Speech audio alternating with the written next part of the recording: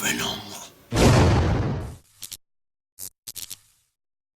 How's it going, everyone? My name is Riley and you're watching Brickitecture. Today I'm going to show you how I built a Lego Venom mask with a puppet jaw. Alrighty guys, so this is the wearable Lego Venom mask that I have crafted. 100% Legos. There's a few rubber bands in there, but those are Lego as well to make the jaw move.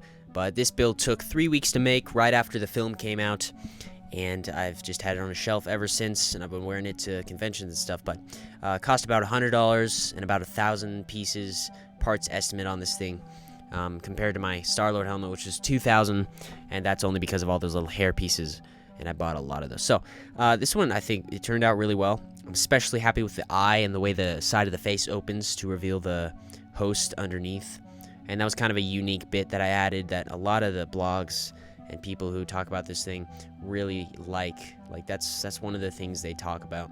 And I think it's cool because I use these one by one modified plates with clips on them, and I've never really used those before, so it was an interesting thing. But it's cool because they're rounded, so it looks like the face is kind of peeling back in a symbiote kind of gooey way. So, and then on the sides here, to craft these shapes, I used a combination of wedge plates and those door sliding pieces, those door rails, and then jumper plates underneath to cover all the gaps like I do on my other helmets. So it gives it a nice smooth look.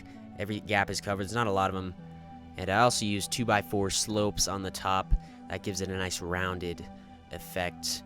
And that's kind of one of the things I want to add, just because this is not a helmet, it's a person, or it's a symbiote, right? It's a creature, so I want to give it the nice smooth effect, so when I'm wearing it, it wouldn't look like something blocky. So to do that, I use some door rails to cover the gaps in between, and then just some 2x4 slopes. Really easy. I had to buy a lot of 2x4 slopes.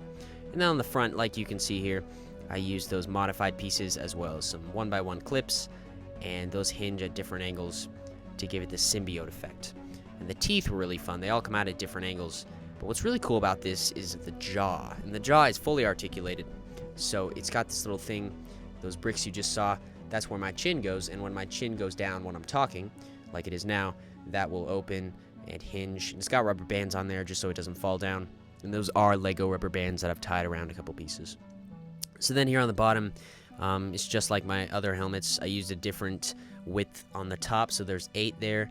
I think on my Star-Lord helmet it was 6 wide in the middle, but this one's 8 wide just because I had to accompany those or account for those slopes on top.